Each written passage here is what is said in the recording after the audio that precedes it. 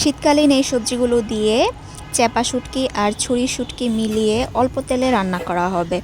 তো এখানে সবজির মধ্যে আছে ফুলকপি, সিম, তারপর আলু, এগুলো সুন্দর করে কেটে ধুয়ে পরিষ্কার করে নেওয়া হয়েছে।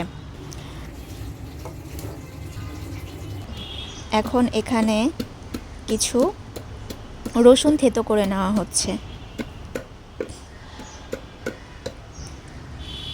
এবার চ্যাপা শুটকি আর ছুরি শুটকি দিয়ে দেওয়া হলো। দিয়ে দেওয়া হলো বেশি করে কাঁচামরিচ, অল্প একটু হলুদ গুঁড়ো,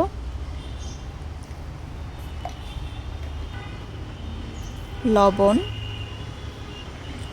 সামান্য পরিমাণে তেল। তেলের পরিমাণটা খুবই অল্প যাবে, আর কোনো মশলা যাবে না এখানে। তারপর দিয়ে দেওয়া হলো সবজিগুলো। এবার সব কিছু একসাথে ভালোভাবে মেখে নিতে হবে।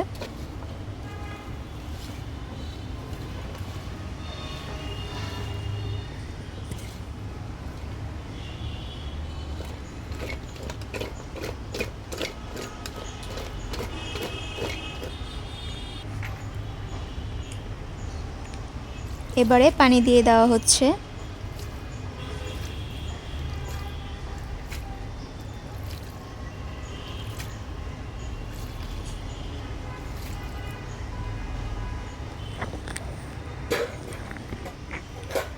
তারপর চুলায় বসিয়ে দেওয়া হলো। এই তো আস্তে আস্তে হতে থাকবে।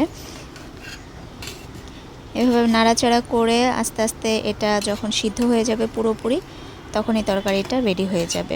খুবই অল্প তেলে এটা কিন্তু খেতেও অনেক ভালো, এক টেস্ট অন্যরকম। আর শীতকালীন সবজি দিয়ে তো আসলেই অনেক মজার হয় তরকারিটা। আর এখানে দুইটা শুটকি ব্যবহার করা হয়েছে, একটা হচ্ছে চ্যাপা শুটকি আর একটা হচ্ছে ছুরি শুটকি। তো খুবই ফ্লেভারফুল হয় তরকারিটা। এই তো তরকারিটা রান্না হয়ে গেছে। Thanks for watching. সবাই ভালো থাকবেন।